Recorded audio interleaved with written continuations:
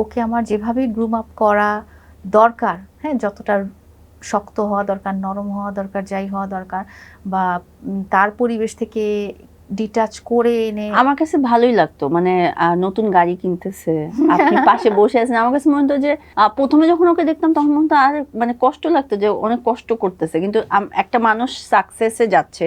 এখন আমার খুব ভালো লাগে যে একটা সেলুন দিছে, একটা জায়গায় পৌঁছায় গেছে। মানুষ মানে সাকসেসে গেলে ভালো লাগে, কিন্তু সাকসেসে গেলে কেন এরকম হয় যে যার জন্য আমি সাকসেস গেলাম তার হাতটা ছেড়ে দিতে হয়?